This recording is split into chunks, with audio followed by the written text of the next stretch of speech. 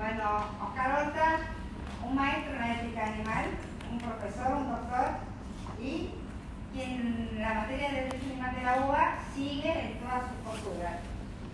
¿Qué más puedo decir? Todos los más son todos los títulos que tenés, que ya los hemos acompañado. Gracias por aceptar estas 3 jornadas.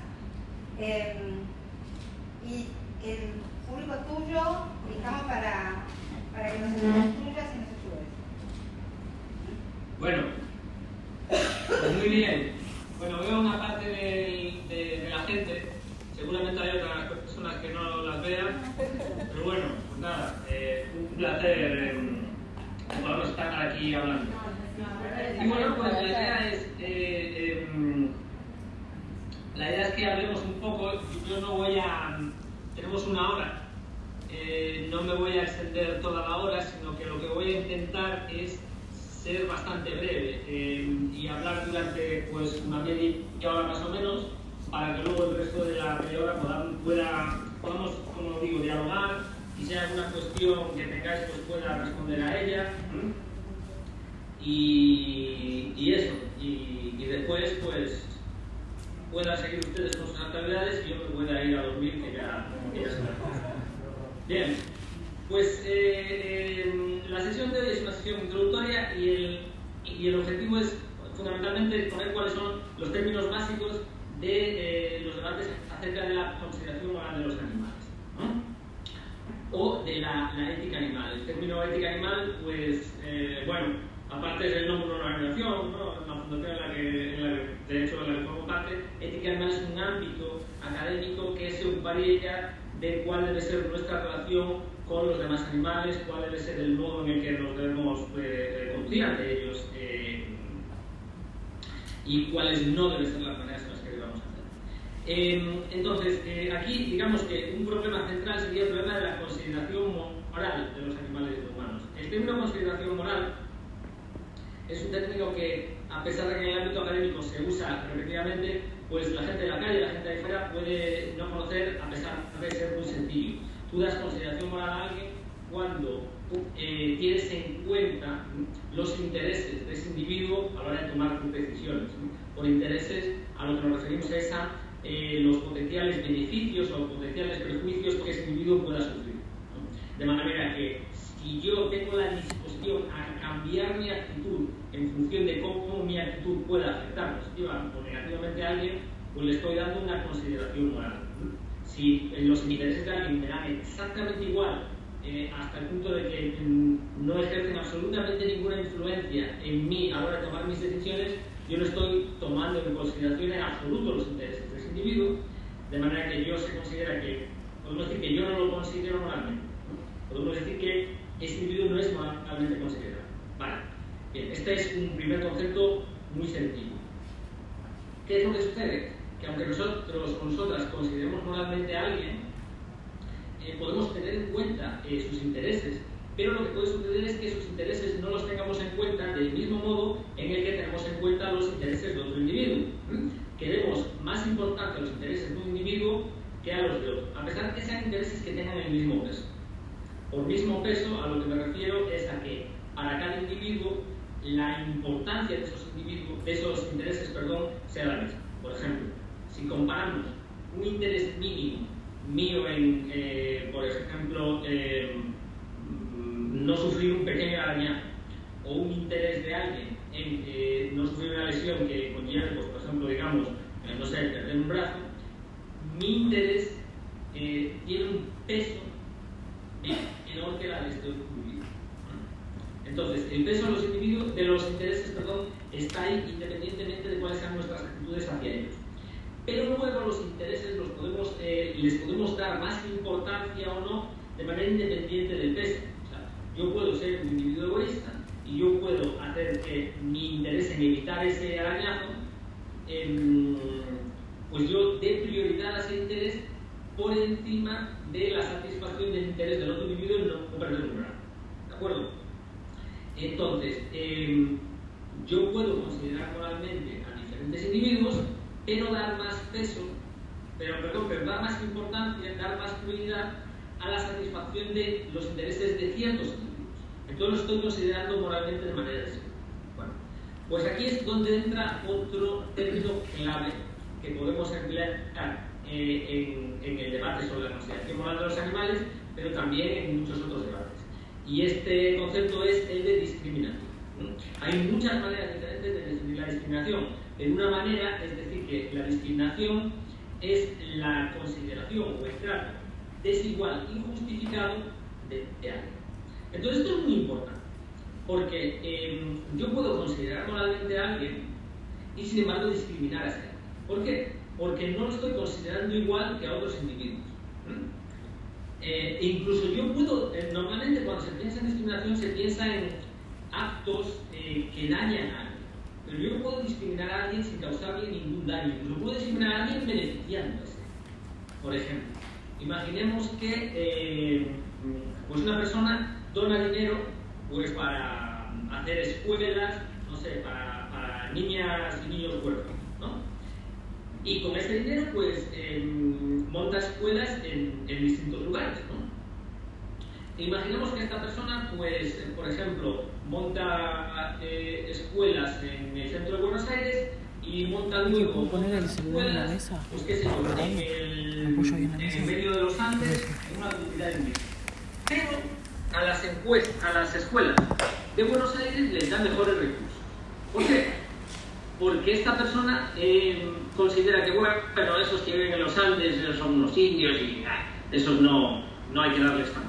Esta persona sería racista, estaría discriminando contra la gente en función de un criterio arbitrario, como puede ser la consideración del individuo, estos son unos indios, no les doy consideración. Es racista.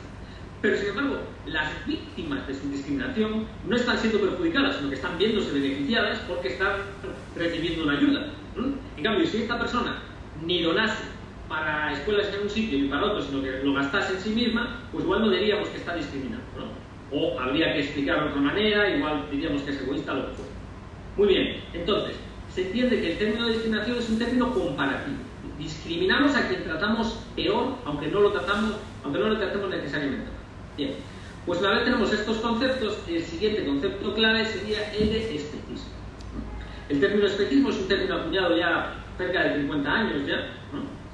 Y es un término que se usa para nombrar algo que es semejante, que de hecho por eso la palabra especismo es análoga a otras palabras con las que tenemos una cierta familiaridad, como puede ser racismo, como puede ser sexismo. El especismo sería la discriminación de quienes no pertenecen a una cierta especie, ¿no? Y entonces, como discriminación, ¿qué es? Significa tratar comparativamente peor a ciertos individuos frente a otros, ¿de acuerdo? Muchas veces el especismo implica que se daña a ciertos individuos, ¿no? Porque sufren esta discriminación. Pero en realidad, si estamos tratando a distintos individuos, ¿no?, de manera desigual, incluso aunque no causemos un daño al individuo discriminado, eso puede ser una discriminación, por motivos como los que acabamos de ver. Imaginemos, por ejemplo, que una persona que sea vegana, que no dañe a los animales, ¿no?, e incluso que tenga una actitud favorable a ayudar, pero vamos a ayudar a los animales, pero vamos a suponer que esta persona considera que los seres humanos son más importantes, y esta persona lo que hace es dar más peso a los intereses de los seres humanos que a los de los demás animales. Esta persona podríamos decir que es especista, ¿no?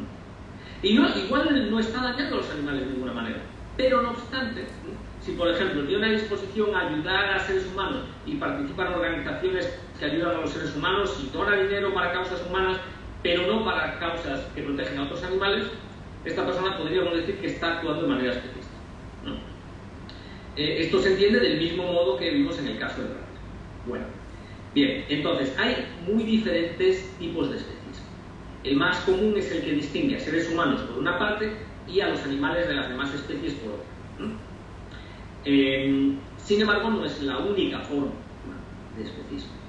Por ejemplo, si por motivos de conveniencia, de costumbre o por motivos culturales consideramos que ciertos animales merecen un respeto que en cambio no merecen otros animales, aunque ninguno de esos animales pertenezca a la especie humana, eso es una forma de especismo.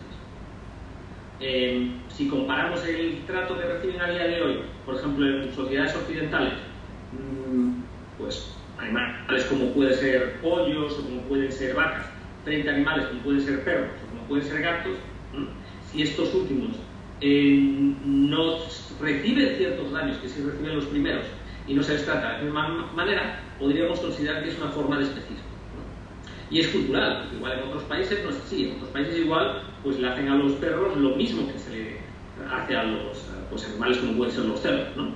Esto no quiere decir que eso esté bien, seguramente eso está mal y es una forma de especismo contra los animales. Pero aquí además tenemos esta otra forma de discriminación entre distintos animales no humanos. Y hay otras maneras en las que estas discriminaciones especistas entre diferentes animales no humanos tienen lugar. Por ejemplo, ciertos animales a mucha gente les parecen pues estéticamente más agraciados o les generan más simpatía, o por ejemplo son animales de especies que por motivos por los que sea estéticos o de interés científico nos importan más, y entonces damos más consideración a esos animales que a animales de otras especies, ¿no? Si consideramos el distinto trato que puede recibir, por ejemplo, yo que sé, pues un oso panda, o por ejemplo, pues como antes decía, pues igual una vaca, o un animal salvaje puede ser, por ejemplo, consideramos de nuevo un oso panda o no sé, una jirafa frente a un animal como puede ser un venado, ¿no?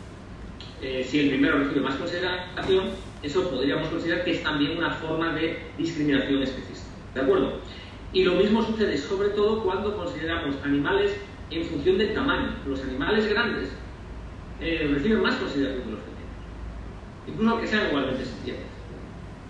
O animales que tienen estructuras más sencillas, de manera que hay una tendencia a... Esto igual le podría, además de especismo, igual podríamos emplear un término como tamañismo o algo así, porque estamos discriminando animales en función de su tamaño, ¿no? Una vaca, pese a que sea discriminada de maneras especistas como antes vimos, pues también puede ser favorecida frente a otros animales como pueden ser mamíferos de pequeño tamaño, ¿no? Igual que los invertebrados son normalmente desconsiderados. Bien, en cualquier caso, como indiqué antes, la forma más importante de discriminación que parece que tiene lugar, discriminación especista, sería la que divide a los seres humanos por una parte y a los demás animales por otra. Esto normalmente se conoce con el término antropocentrismo, ¿no? Y entonces aquí la clave está si efectivamente el antropocentrismo es una forma de especismo o no, ¿no? Por cierto, aquí un apunte que me gustaría hacer. Muchas veces se dice que se hace una distinción diciendo, bueno, los seres humanos se habla como si fuera la especie humana. Y esto en realidad técnicamente es incorrecto. Técnicamente no existe la especie humana. Existe la especie Homo sapiens. La especie Homo sapiens forma parte de un género, ¿no? Género no en el sentido de sistema género-sexo, ¿no? Sino un género como sistema de clasificación biológica, dentro del cual hay varias especies. Lo que sucede es que otras especies, además de la especie Homo sapiens, pues han sido ya extintas. Puede ser Homo habilis, Homo erectus y demás. Pero seres humanos, en rigor, lo que dice la palabra, son quienes pertenecen al género Homo, de manera que un Homo erectus es un humano. Entonces, en nuestro caso, si discriminamos a quienes no son humanos, realmente tendríamos que hablar de un generismo o algo así. Bien, en cualquier caso, como digo, una vez hecho este apunte, esta posición del antropocentrismo pues es la que seguramente más nos interesa aquí, porque cuando queremos analizar la consideración moral de los animales es la pregunta central, pues lo constituye lo siguiente, que es ¿qué motivos hay para establecer una distinción entre la consideración o el trato que damos a los seres humanos y a los demás animales? Y de esta posición pues se han realizado muchas defensas. La defensa igual más común es, aunque es la menos defendida en la literatura, pero la que más gente asumiría, es una defensa que podemos llamar simplemente definicional. ¿Por qué? Porque no entran a justificar, sino que lo único que hacen es decir, bueno, pues los seres humanos importan más porque sí, sin entrar a dar más razones. Y esto incluso forma parte de nuestro lenguaje. Muchas veces se habla de darle a alguien un trato humanitario. Entonces, se identifica dar un trato humanitario con dar un trato benevolente. Pero ¿eso de dónde sale? ¿Por qué es benevolente lo humanitario? Con esa afirmación estamos asumiendo que efectivamente la diferencia relevante es la que se da entre seres humanos o demás animales. O cuando se protesta contra alguna injusticia contra grupos humanos y dice, por favor, ¿cómo les pueden hacer eso? Si es que son seres humanos. Ya se está dando por supuesto que ser humano implica ser moralmente considerado. Claro, esto tiene una contrapartida. Si ser humano implica ser moralmente considerable, ser no humano implica no ser moralmente considerable, ¿no? Esto es muy problemático, porque esto implícitamente lo que supone es que por el mero hecho de pertenecer a una cierta especie o a un cierto género o lo que sea, ya merece el respeto. Pero ¿qué magia hay, podríamos decir, en el hecho de ser humano? Por otra parte, ninguna posición definicional es aceptable cuando hablamos de otro tipo de distinciones, ¿no? Cuando hablamos de distinciones entre los seres humanos. Si alguien dijera, hombre, pero ¿cómo le puede hacer a ese individuo? Si es un varón, si es un hombre. No sería ridículo, diríamos, pero ¿qué clase de porquería tiene este señor en la cabeza para decir una cosa así? Claramente nos parecería incorrecto, ¿no? De manera que ante esto, pues en la literatura académica, en la literatura filosófica, también en la literatura en ciencias sociales, naturales, normalmente cuando se intenta hacer una defensa de estas posiciones, pues se intenta hacer apelando a otros argumentos, ¿no? Y aquí podemos distinguir fundamentalmente 5 tipos de distinciones, 5 tipos de defensas de esta postura, que se establecen en función de fundamentalmente 2 categorías. En primer lugar, hay posiciones que apelan a lo que se conoce como criterios comprobables, esto es, criterios cuya existencia y cuyo cumplimiento es algo que podemos verificar. Por ejemplo, un criterio puede ser pues llevar, yo qué sé, pues llevar el pelo largo. Eso es un criterio que podemos verificar si alguien lo lleva, ¿no?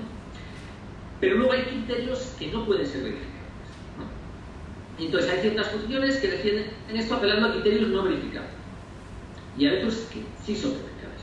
Los no verificables, bueno, pues dentro de los no verificables tenemos algunos que tienen que ver con cosas que son intrínsecas nuestras, ¿no? Por ejemplo, lo que se dice es, no, es que son los seres humanos importan más que los demás porque solo los seres humanos tenemos un alma inmortal. Bueno, pues esto es algo que no se puede verificar. Y que por otra parte es un argumento que es bastante pobre, porque si solo los seres humanos tenemos un alma inmortal, entonces, oye, pues da igual lo que nos hagan, porque luego, como somos inmortales, vamos a poder ir al cielo y allí nos van al cielo o a donde sea que vayamos, pero nos pueden dar una compensación. Pero en cambio, si un animal no humano no tiene un alma inmortal, cualquier cosa que le hagas, no hay compensación posible. O sea que es muchísimo más grave. Si efectivamente los seres humanos tenemos esa alma inmortal, es muchísimo más grave dañar a los demás animales. Pero bueno, este sería un criterio. Luego hay otro criterio que se dice, no, otro criterio que no es verificable. Pues hay mucha gente, hay teólogos que dicen es que los seres humanos tenemos una relación privilegiada con una divinidad, ¿no? Dios nos eligió, ¿no? O Zeus nos eligió, o sea cual sea la religión que tomemos como referencia. De nuevo es algo que no podemos verificar. Pero luego hay otras cosas, hay otros criterios que sí podemos verificar. Uno de ellos puede ser la posesión de ciertas capacidades intelectuales. Otro puede ser la posesión de ciertas relaciones especiales con otros individuos, ¿no? Por ejemplo, las relaciones de simpatía, relaciones de solidaridad o incluso relaciones de poder, ¿no? Vale, entonces, estos criterios sí que se pueden comprobar, ¿no? De manera que igual una crítica que podemos hacerle a los otros criterios y decir, oye, no, pero es que eso que me estás diciendo, como no es verificable, no es algo que tú puedas, sobre lo que tú puedas defender un criterio solo. Pero estos otros criterios, como sí son verificables, sí que en principio son candidatos válidos. Aquí lo que hay que ver es si efectivamente estos criterios sí que, además de ser en principio válidos, acaban cumpliendo su papel. Y esto, para que fuera así, tendría que cumplir 2 condiciones. La primera condición es que, efectivamente, esos criterios sean satisfechos por todos los seres humanos y únicamente por ellos. Que no haya ningún otro animal que los cumpla y que todos los seres humanos los cumplan. Esa sería la primera. Y la segunda es que esos criterios, pues, sean criterios aceptables, sean criterios relevantes. Lo que quiere decir un criterio relevante es que sea un criterio que sea pertinente para esa distinción, para esa diferencia que está marcada, ¿no? Por ejemplo, imaginemos que para, no sé, para obtener un título de, pues eso, de una licenciatura, una graduación en Derecho, lo que hubiera que hacer sería pasar exámenes de historia. Pues diríamos, pero eso es una estupidez, eso es una tontería. ¿Por qué? Porque aprobar los exámenes de historia no es relevante para tener una titulación en Derecho. En todo caso será superar ciertas materias. Bueno, eso es la vida. Muy bien, una vez sabemos estas dos condiciones, estamos ya en disposición de pasar a examinar si efectivamente estas defensas del antropocentrismo pueden tener éxito o no. Y eso lo vamos a ver el día 4, ¿vale? Entonces queda ahí, ¿no? No voy a hacer ahora, no voy a estropear la película, como se dice ahora, hacer un spoiler, ¿no? Se dice ahora por cultura, pues yo me acuerdo cuando yo era niño nunca se decía, te voy a hacer un spoiler. Y podíamos decir lo mismo perfectamente, nos podíamos comunicar igual. Pero ahora no, ahora sí, hacer un spoiler, no. Yo si le digo a mi abuela que le voy a hacer un spoiler de la película, bueno, mi abuela no que ya murió, ¿no? Pero si le declaran me diría, bueno, en fin. Así que bueno, no os voy a estropear la sesión de dentro de 3 días haciéndoos un avance. Lo único que os voy a decir es que efectivamente hay motivos para considerar que estas defensas del antropocentrismo no funcionan, ¿de acuerdo? Y dije antes que había 5 tipos de defensas, ¿no? Y solo he presentado 4, he dicho las que apelan a motivos no comprobables relativos a capacidades intrínsecas, las que apelan a motivos no comprobables relativos a nuestra relación con otros individuos, pues con una divinidad o lo que sea, y las que dicen lo mismo pero con criterios sí comprobables, ¿no? Pues nuestras capacidades individuales, por ejemplo, la inteligencia, el lenguaje, la capacidad de reconocer obligaciones ante otros individuos, o las relaciones especiales que tenemos de solidaridad, simpatía, bueno. La quinta sería combinaciones de esto, ¿no? Entonces muchas veces lo que se hace es combinar unas con otras, ¿no? Con esto se hace un poco de trampa, pero claro, como hay argumentos contra unas y argumentos contra otras, dicen, bueno, pues igual si las combino me va mejor, ¿no? Bueno, eso lo vamos a ver dentro de 3 días, ¿por qué no? Lo que vamos a ver ahora en este tiempo que nos queda, que como ya digo, estoy intentando ir muy rápido, pues va a ser cuál es la posición que se defiende desde posturas inversas. Entonces, hemos visto de qué manera se defiende el antropocentrismo, pues vamos a ver de qué manera se defiende una posición contraria al antropocentrismo. Como pueden ser las posiciones fundamentalmente centradas en el respeto por todos los seres que tienen la capacidad de sentir y por lo tanto la capacidad de sufrir, ¿de acuerdo? Bueno, el motivo por el cual esta posición se defiende pues es muy sencillo. En parte de que la mayoría de nosotras o nosotros entendemos que en nuestra vida aquello que nos beneficia o nos perjudica tiene que ver con la clase de experiencias, de cosas que vivenciamos como positivas o como negativas, ¿no? Un ejemplo de esto muy claro lo tenemos en lo siguiente. Imaginemos que pues alguien llama a nuestra puerta y nos ofrece un seguro. Y este seguro consiste en lo siguiente. Tenemos que pagar cada mes una cierta cantidad de dinero y es un seguro para que si algún día tenemos un accidente y perdemos irreversiblemente la conciencia, o sea, nunca más vamos a poder ser conscientes, nunca más vamos a poder despertarnos, pues ahora sí van a continuar manteniendo con vida nuestro organismo, ¿de acuerdo? Bueno, la mayoría de la gente intuitivamente estaría en contra de contratar este seguro porque pensaríamos que es que nos da igual que conserven nuestro organismo con vida. Lo que nos interesa de que nuestro organismo siga con vida es que vamos a tener experiencias positivas o negativas, vamos a poder vivir las cosas que nos pasan mientras estamos vivas o vivos. Pero si no vamos a poder tener ninguna experiencia, es que eso nos da igual. Esto lo que viene a sugerir es que lo relevante a la hora de que nos perjudiquen o nos beneficien es cómo afecten, ¿no?, a esas experiencias que tenemos. Y hay 2 palabras que de manera general podemos emplear para para denotar estas experiencias, que serían disfrute y sufrimiento. Pero disfrute y sufrimiento aquí las tenemos que entender en el sentido más amplio. por disfrute tendríamos que entender cualquier cosa que al vivenciarla nos cause alguna clase de satisfacción, de disfrute, cualquier cosa que nos guste. Y sufrimiento, cualquier clase de experiencia negativa. ¿Ok? Bueno, entonces, claro, una vez aceptamos esto, el siguiente paso que podemos dar para considerar que los seres a los que debemos respetar es a los animales o a un gran parte de los animales, es que, pues como digo, seguramente la gran mayoría, pero bueno, no sabemos si la gran mayoría, pero en cualquier caso, un gran número de animales efectivamente tienen la capacidad de sentir, de tener experiencias y de sufrir por ello. Esto incluiría a los vertebrados y a un gran número de invertebrados. ¿Por qué podemos decir esto? Pues en base a varios criterios. En primer lugar, el criterio de conducta.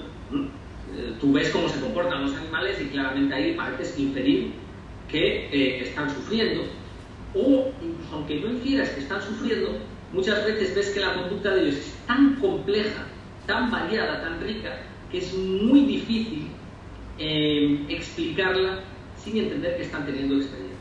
¿De acuerdo? Bueno, eso por una parte. Luego, por otra parte, sabemos que las experiencias que tenemos no las tenemos por arte de magia. No es que haya algo místico que haga que tengamos experiencias porque sí, ¿no? Un ángel que tenemos detrás que va volando y que nos las va insuflando en la cabeza. Pues no funciona así. Tenemos experiencias debido a que tenemos un sistema nervioso con un cierto grado de centralización que procesa la información que recibe y la convierte en experiencias. Por eso, si ahora a mí me dais un martillazo en la cabeza y dañáis mi sistema nervioso, pues ya no voy a tener más experiencia. O puede ser que mis experiencias también se puedan ver afectadas. Cuando, por ejemplo, la gente consume ciertas drogas, las experiencias que tenemos se ven afectadas, ¿no? De hecho, pues por eso las consumen, porque la gente se lo pasa bien con esas alteraciones de la conciencia. Pero ¿qué es lo que está sucediendo ahí? Pues simplemente que al tomarse esas drogas hay una química que interactúa con nuestro sistema nervioso y da lugar a que, pues, en vez de ver la pantalla de Skype a un señor, pues esté yendo a tres, ¿no? Muy bien. Lo que sucede de nuevo es que esto no solo le pasa a los seres humanos, sino que un gran número de animales también tienen una fisiología de este tipo. En concreto, podemos considerar todos aquellos que tienen sistemas nerviosos con cerebros complejos, esos son candidatos más allá de duda razonable, que incluiría, como digo, a vertebrados, pero también a distintos invertebrados, como pueden ser los pulpos. Tienen sistemas nerviosos extremadamente complejos y son capaces de, gracias a ello, realizar conductas muy notables, ¿no? Pero luego también hay animales que tienen sistemas nerviosos con cerebros muy simples, como pueden ser, por ejemplo, los artrópodos. Dentro de los artrópodos pues tendríamos a los insectos, arácnidos, crustáceos, ¿no? Y otros muchos, ¿no? Y claro, en el caso de estos animales, pues esta estructura parece que también da a entender que tienen la capacidad de tener experiencias. Sobre todo también si combinamos esto con el examen de su conducta.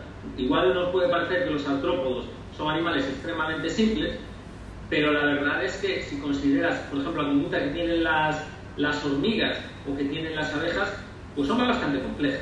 Incluso para pillar el caso de un animal que nos puede caer especialmente antipático, ¿no? O sea, bueno, yo no sé si es espejismo o no, pero hay que reconocer que los mosquitos nos resultan particularmente antipáticos, ¿no? A todo el mundo, ¿no?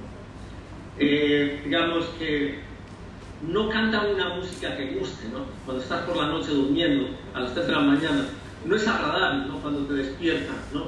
Ese cantar, ¿no? Entonces podríamos pensar que estos animales, pues que son, pues, no sé, como menos autónomos, que lo único que hacen es zumbar, picarnos y ya. Pero en realidad no es así, tienen conductas bastante notables, ¿no? O sea, si los quieren matar, saben reconocer eso y se escapan. Luego, además, bueno, no sé si lo saben, pero igual hay mucha gente que se cree que los mosquitos de lo que se alimentan es de nuestra sangre, y los mosquitos de lo que se alimentan es de frutas y cosas así. Los mosquitos que te pican son las hembras que comen tu sangre y luego se van a reproducir. Con tu sangre le van a dar a recomer bueno, a recomer es una forma de hablar, ¿no? A las crías que tendrían, ¿no? Entonces, oye, pues no son conductas tan sencillas, ¿no? Sí que tienen un cierto grado de complejidad, ¿no? Bueno, igual podéis decir, bueno, oye, tampoco para tanto, ¿no? No leen aquí libros de, yo qué sé, de Eduardo Galeano, yo qué sé. Pues no, pero aún así tienen una conducta suficientemente compleja. Bien, otro caso más problemático, donde no tenemos pues la misma certeza, puede ser en el caso de ciertos animales que no tienen cerebros, pero que tienen una cierta estructura que parece codificar información, parece computar información de alguna manera, ¿no? Este sería el caso, pues, por ejemplo, de animales como los caracoles o animales como pueden ser los moluscos bivalvos. No tienen cerebros, los que tienen son varios pares de ganglios cerebroides, ¿no? Entonces, ¿son suficientes estas estructuras para dar lugar a experiencias? Bueno, pues a día de hoy no lo sabemos, ¿no? Por precaución podríamos pensar que lo mejor es actuar temiendo que puedan tenerlo, ¿no? Entonces, pues tendríamos que tener ese cuidado para no causarles daños si efectivamente consideramos que la sintiencia pues es lo relevante, ¿no? Y como otros animales, pues tienen efectivamente una cierta centralización, pero tienen muy pocas neuronas, como pueden ser animales como los nematodos, y entonces ahí de nuevo, pues oye, no tenemos ni idea, ahí la probabilidad de que sean sintientes pues se reduce más. Pero bueno, descartarlo completamente no lo podemos descartar. Donde ya sí lo podríamos descartar sería en el caso de animales como pueden ser las esponjas, ¿no? Las esponjas pues no tienen sistemas nerviosos de ningún tipo, entonces no tienen ninguna estructura que les permita sufrir y disfrutar, de manera que pues no hay problema por utilizarlas como queramos, porque no les vamos a causar ningún daño, ¿no? Bueno, en cualquier caso la gente usa esponjas de plástico y cosas así, nadie va como en el tiempo del Imperio Romano, ¿no? pero si fuera así, si alguien tiene una esponja de origen animal en su casa, pues no va a dañar a ningún animal. Lo mismo sucede en el caso de otros organismos vivos, ¿no? En el caso de bacterias, arqueas, protistas, vegetales y hongos, pues estos animales no solo es que no tengan un sistema nervioso, sino que tampoco tienen ninguna estructura análoga a un sistema nervioso. Y esto es una cosa que siempre me gusta explicar porque a veces no se entiende bien. Animales como las plantas, seres vivos como las plantas, a diferencia de los animales, no tienen, pues, por ejemplo, un sistema respiratorio como el que podemos tener, que puede ser de distinto tipo en distintos animales. Algunos tienen branquias, otros tienen pulmones. Las plantas no tienen nada de esto, pero sí que es cierto que tienen otras estructuras análogas, ¿no? Tampoco tienen un aparato circulatorio como el nuestro, pero tienen otras estructuras análogas que cumplen las funciones que en los animales cumplen esas estructuras. Sin embargo, no tienen ninguna estructura análoga al procesamiento de información que llevan a cabo los sistemas nerviosos. Sí tienen estructuras análogas, tienen estructuras para el procesamiento de información análogas a las que pueden tener nuestro sistema hormonal, ¿no? Porque el procesamiento de información y la promoción, digamos, de reacciones a esa información, en el caso de animales como somos nosotros y nosotras, ¿no? Pues tiene una parte rápida y una parte lenta. La lenta sería la hormonal y la rápida es el sistema nervioso, que es la que da lugar a este. Como la lenta tienen algo parecido a las plantas, ¿no? Prismos, por ejemplo, cuando se dirigen a la luz, ¿no? Pero como la rápida no tienen nada. Y este es el motivo por el cual solo entre los animales encontramos seres vivos sintientes, ¿no? La sintiencia sería la capacidad de tener experiencia, ¿no? De manera que una vez entendemos esto, pasamos a tener razones para ver que, al margen de las críticas que podamos hacer al antropocentrismo, que como ya dije veremos dentro de unos días, al margen de los motivos que podamos tener para rechazar que a los únicos a los que debamos considerar moralmente sean los seres humanos, esos argumentos, que son argumentos en negativo, estamos diciendo no a una cierta posición. Nos dicen solo hay que respetar a los seres humanos, ¿no? Cuando rechazamos eso decimos no, es un argumento negativo, pero también tenemos argumentos positivos, argumentos cuando decimos sí. Y decimos sí a la consideración moral de todos los seres que sean sintientes. ¿Por qué? Porque todos ellos, efectivamente, al tener la capacidad de sufrir y también la de disfrutar, pues tienen la capacidad de verse afectados positiva o negativamente por aquello que estamos haciendo contra ellos. ¿De acuerdo? Claro, insisto de nuevo, esto es compatible con que respetemos a los animales, pero aún así les demos una menor consideración que a los demás, que a los seres humanos. Por eso, ya digo, esto necesitamos también saber un poco más sobre el tema. Pero no obstante, una vez reconocemos que los animales son sintientes, ya estamos en una posición para entender que si damos más prioridad a los seres humanos, algo problemático está pasando. ¿Por qué?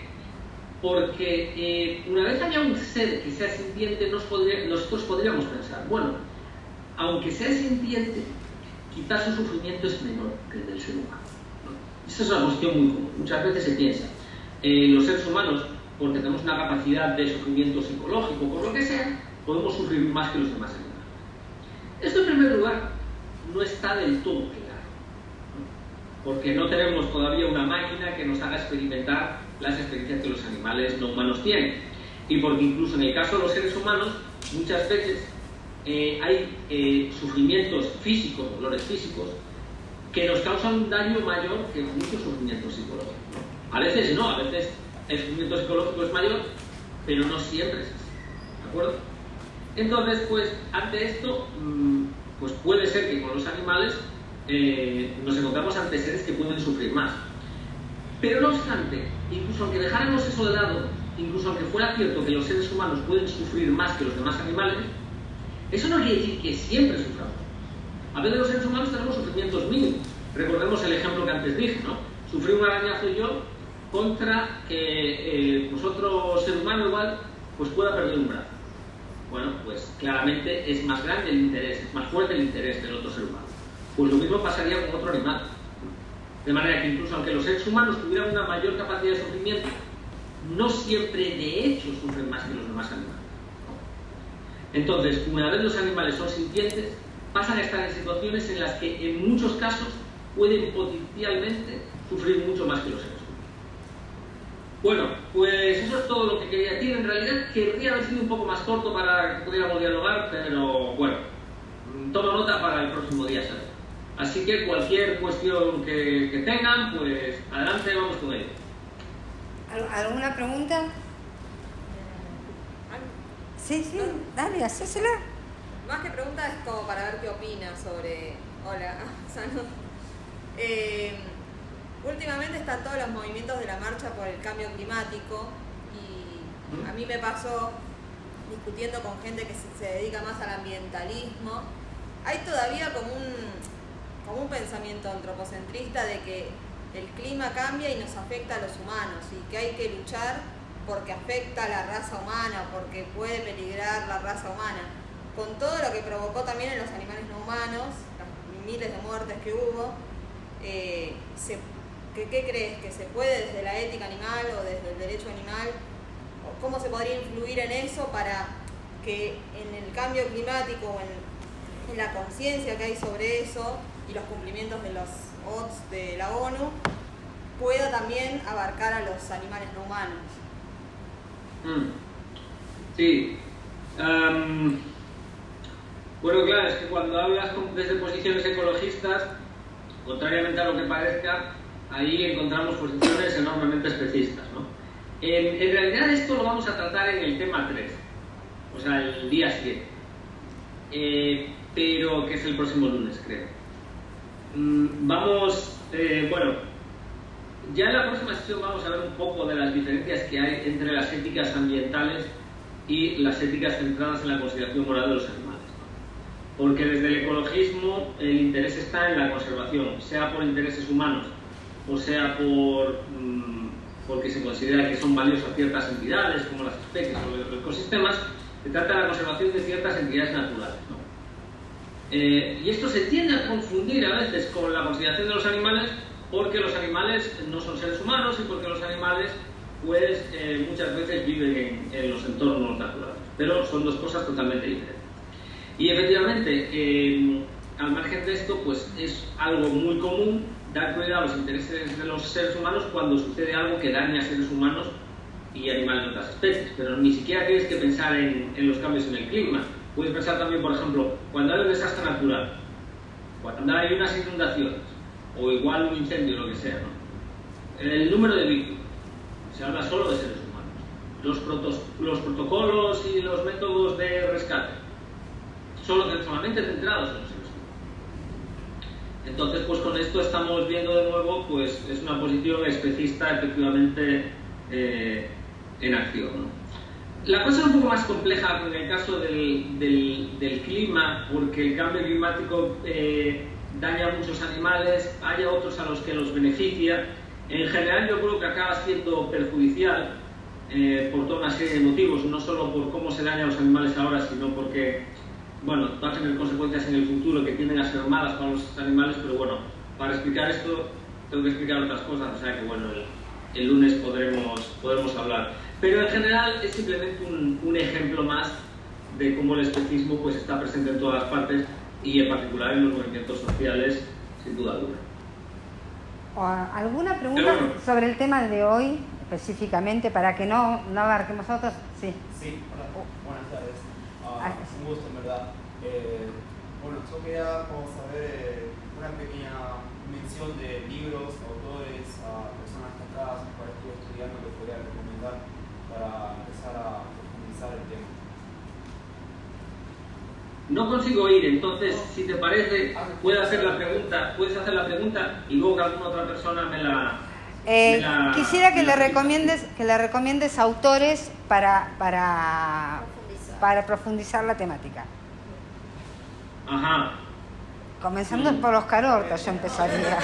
Claro, sí, es un ese no lo lea. colegas y otros más igual. Digo, Oscar Horta, yo sería el primero que buscaría. Claro.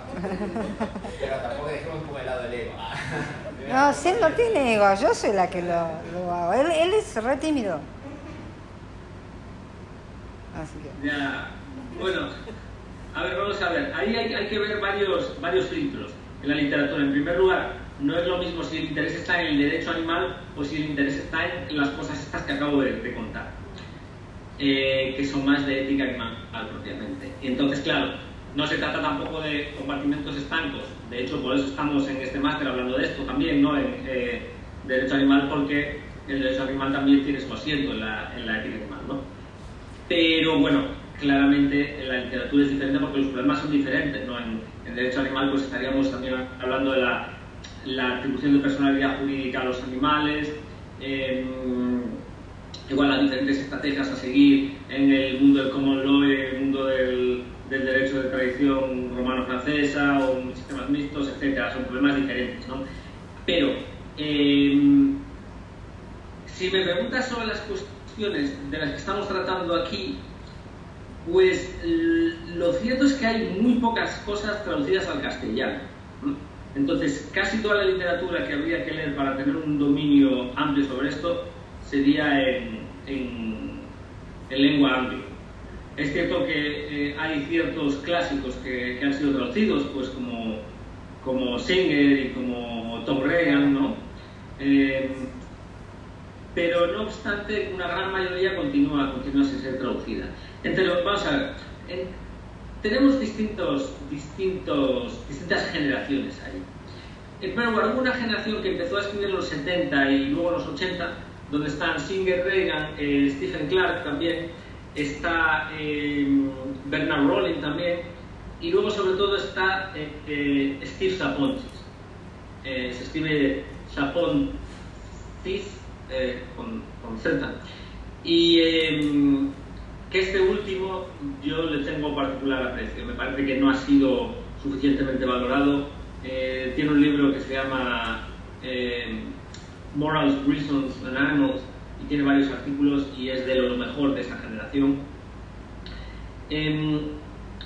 Y luego hay otra generación que ya empieza a escribir en los años 90. Ahí estaría Francione, ¿no? Aunque Francione es más del ámbito del derecho. Las contribuciones que hace, bueno, del ámbito del derecho y del ámbito del activismo, ¿no? Las contribuciones que hace en ética animal pues ya son más reducidas, ¿no?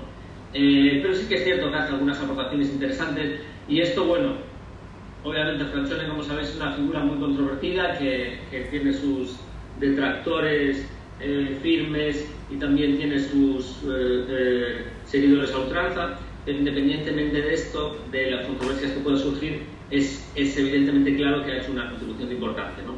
En los 90 también encontramos a un autor que es David de Gracia, que tiene un libro que es Taking Animals Seriously, que, bueno, él, a pesar de que defiende la consideración moral de los animales, yo entiendo que él defiende posiciones especistas, realmente.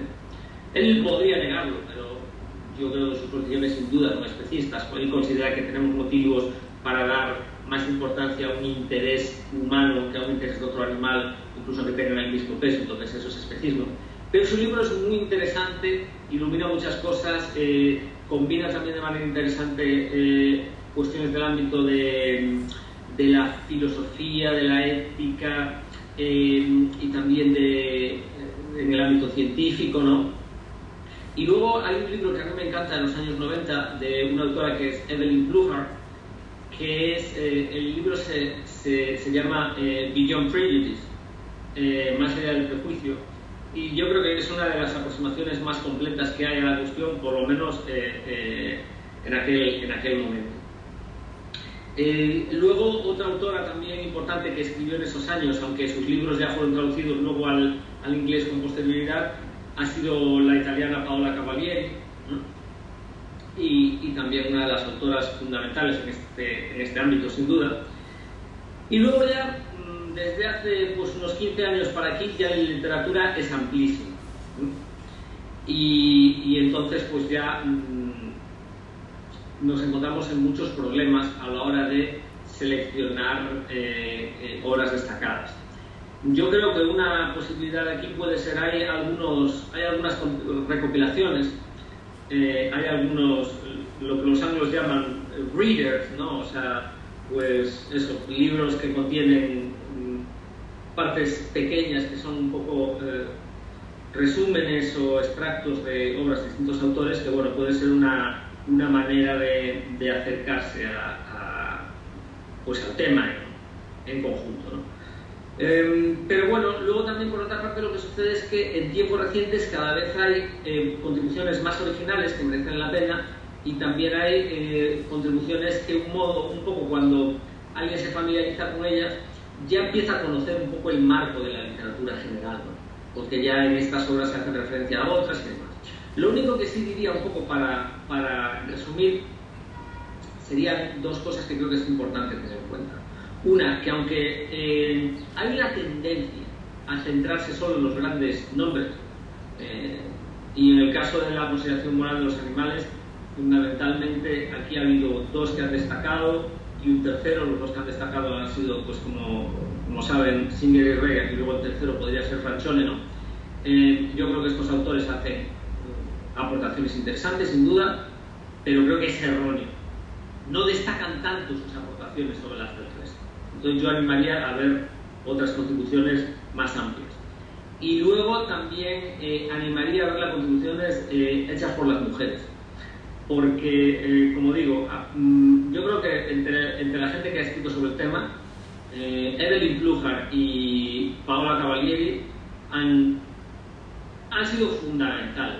Yo no creo que sus aportaciones sean menores que las de los principales hombres que han trabajado en este tema. Y considerando que estamos en una causa en la cual las implicadas son sobre todo mujeres, pues yo creo que además es una cuestión mínimamente de justicia tener esto en cuenta, ¿no? Independientemente, ya digo, porque podríamos además hablar de la literatura de carácter feminista que se aproxima a esta cuestión. Independientemente de esto, yo creo que esto es de justicia decirlo.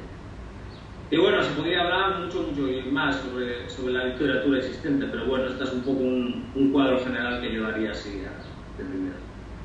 Bueno, Oscar, ya estás casi en hora y allá es muy tarde. Así que te agradecemos.